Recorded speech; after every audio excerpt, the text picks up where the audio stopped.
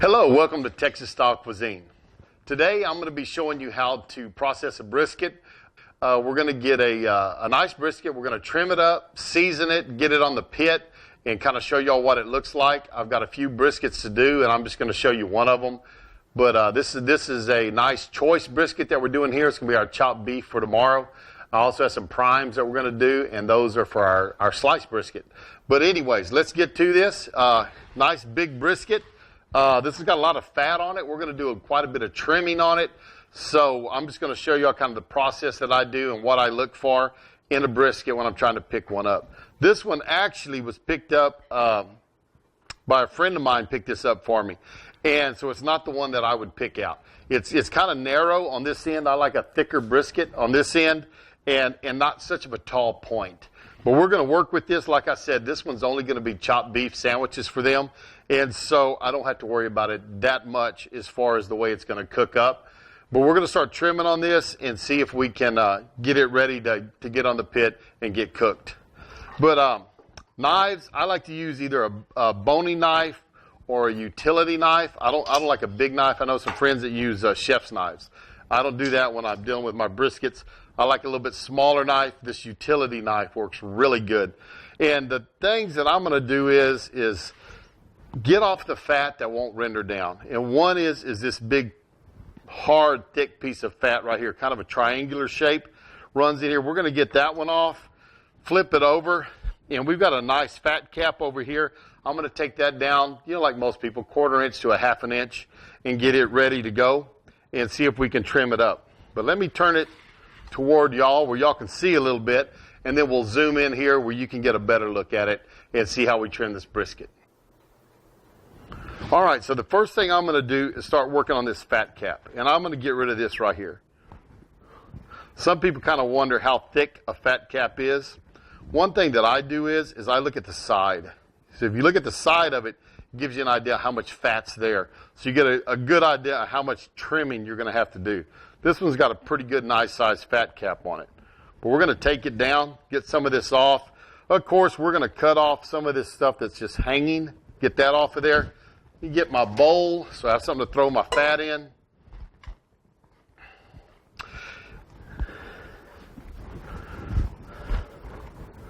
Get this off of there.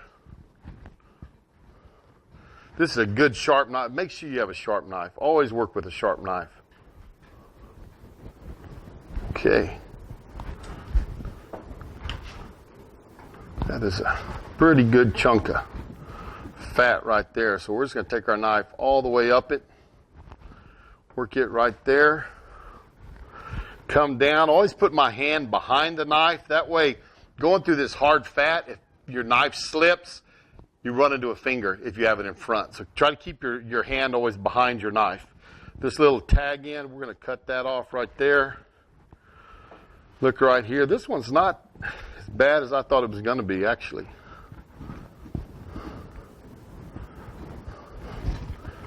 That's not too bad. It's a little bit thick there. I'm going to turn this one around where I can see it a little bit better.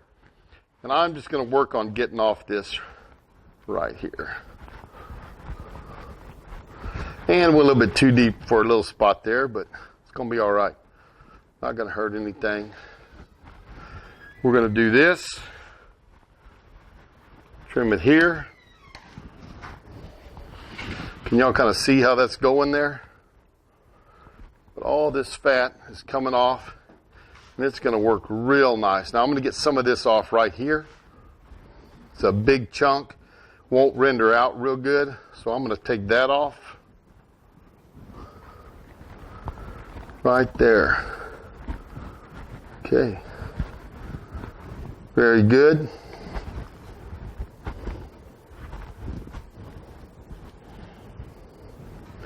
Get that chunk of fat off. Now this is part of that triangular shape I was telling you about a while ago. That's that hard fat. Won't render out. We're going to get rid of that. Take the whole piece off. I want to take it all the way down to meat. So there it is there. Now we're up on the top.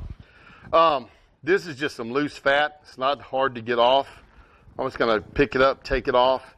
If you want to, you can take off the silver skin. Of course, if I was in the If I was in a contest, I would probably take off that silver skin. I'm not in a contest with this one, so I'm not going to worry about the silver skin that much. I'm just going to get some of this looser fat off of it. It's not real good fat. Not anything we want, so I'm going to clean it up just a little bit. You know, you can always clean them just as much as you want. But on this one, we're not gonna take off a whole lot because, like I said, this is going to make a bunch of chopped beef sandwiches.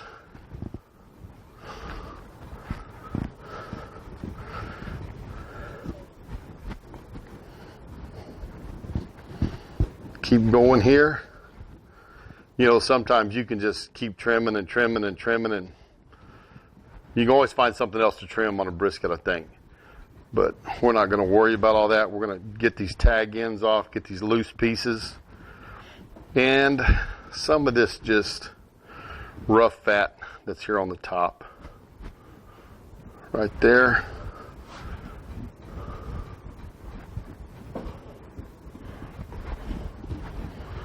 All right, now a little bit, I'm going to take a little bit off this backside. Got a nice little chunk of fat there. That's the fat that runs all the way between the point and the flat. Some people never know which one's which, but the point is the fat end, the flat is the thin end. And the flat runs the entire length of the brisket, or almost the entire length. If you look at this one, the grains are running this way, and it runs from here to here. Now, as I was saying, the flat on this one runs from here to here, so it's almost to the very end.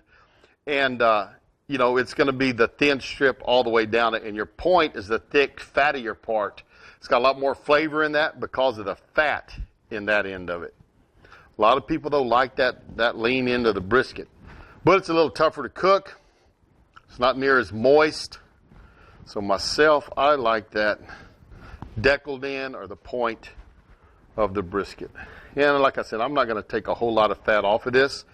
Fat's flavor. It's not a contest brisket. It's just a brisket cooked here for some chopped beef tomorrow.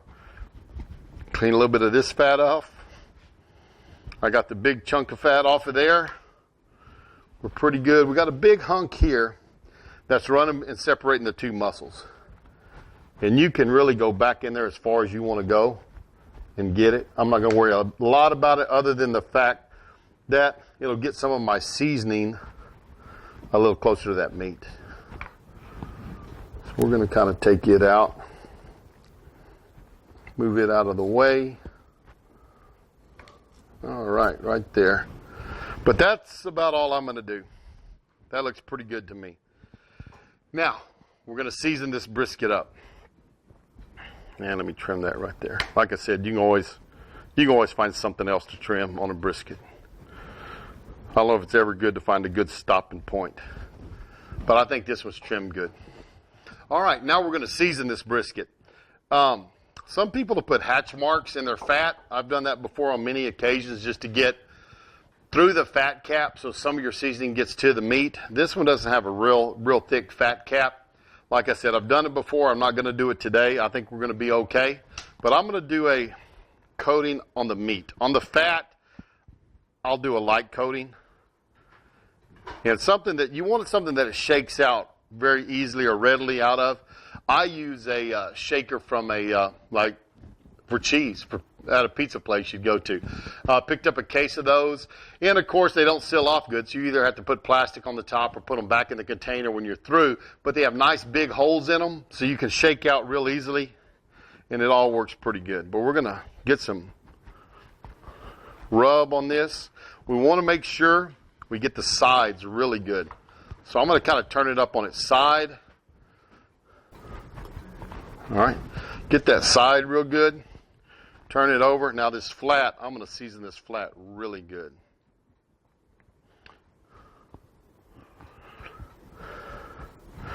One thing I always say is when you look at a brisket and you're trying to determine how much rub to put on a brisket, it's such a big chunk of meat, is when you think you have too much rub on it, put on just a little bit more. And if you do that, you'll probably have just about the right amount. Now, if you were just to cut off that bark and eat it, it'd be pretty stout with your seasonings. But it's a huge piece of meat, It's going to take a lot of seasoning to get to it. And I'm almost out of rub. So we've got the ends, we've got the sides. That brisket's seasoned up really good. And now what I'm going to do is I'm going to put it in a disposable pan. And this is actually what I cook my briskets in. A lot of people don't like to do that, but I do. I cook in a Pitmaker BBQ Vault. I just do not have all those drippings down in the bottom of that pit. Makes for a terrible cleanup. This helps with my cleanup. I get good coating on my bark. I get good smoke on it. There's nothing wrong with that. And if you'll notice, that brisket is cooking fat side down. Now, if my dad knew I was cooking briskets fat side down, he'd probably roll in his grave. But what I found out was I was looking to get a better bark on the flat. And when the flat's on the bottom, your best bark is on the top side on the fat cap. And the first thing you do is you trim that fat off. Now, people will tell you, oh, well, the fat's going to marinate your meat and everything like that. Really, that fat, when it melts up there and it renders, it's going to flow off the side of your meat. The fat that's going to be in your meat and keep it moist is the mottling, the fat that runs through it. That fat molecule is too fat to penetrate a cell chemically. So anyways, it's going to roll off the sides. It will protect it from heat coming from the top, or it'll protect it from heat coming from the bottom. It'll help retain water in there. That's why you want that fat cap. But I found out that I can cook it fat side down, and I get a beautiful bark up on the top of my brisket. And then when I trim off the fat, I still have my nice bark instead of cutting off the best bark I have with a fat cap on top. And I guarantee it's just as moist as anybody else's brisket. So that's the way I do them. I'm going to gather up a little more of this seasoning up here that's left in my tray. Sprinkle it on top. And we'll get this out there, get it on the pit here in a little while. We're going to put them on probably about midnight because we need them in the morning about 9 o'clock. And we're going to cook these at about 275 degrees. And we'll go about 9 hours, 8 hours. Just depends on the brisket itself and how it cooks up. We're shooting for that 200 to 205. And thing I tell everybody is it's the fill. The temperature is important. That's a good gauge to go by.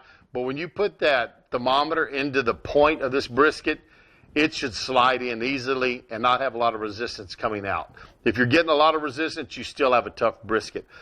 It's not how long you cook a brisket, it's the temperature that brisket reaches. Because the collagen will start breaking down at about 195 degrees. And when it starts breaking down, that's when your brisket starts getting tender.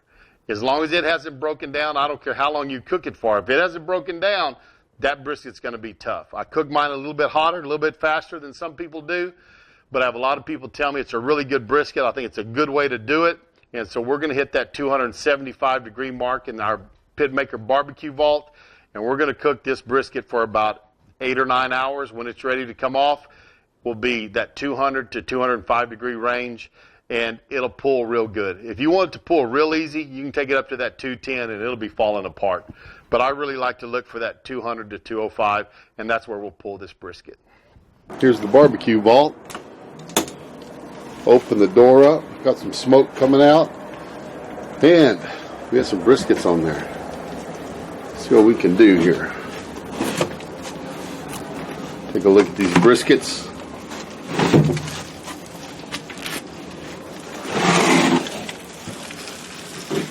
Oh yeah, they're coming along nice, looking pretty. 2 more briskets up here. Oh, there's my barbecue guru going off telling me the door. It's cold in there, the door's open. But there's our briskets. Let's see if we can get those, got to move some around, then I'll get room to put the ribs on. Here's one of our briskets. We're cooking USDA prime briskets. This one's looking really good in here. Got a nice mahogany color on it.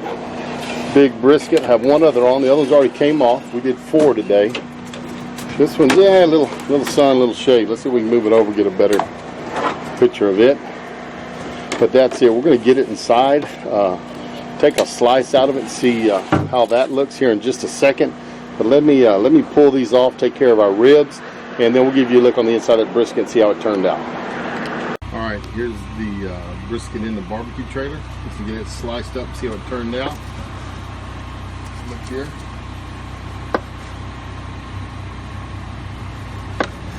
Get close up so you can get a picture of the brisket. Got a nice little smoke ring on it. Nice and moist. Hey, Ray. Oh yeah, nice juicy brisket. He's filming his brisket. Looks good. All right, there's a good looking brisket sliced up. Just do a sliced beef sandwich, a couple of pulled pork ones. Let me give you a peek of our pulled pork here in a second. But there it is, Texas style brisket, looking good. Good smoke ring, good moisture. It's gonna make a really good sliced sandwich.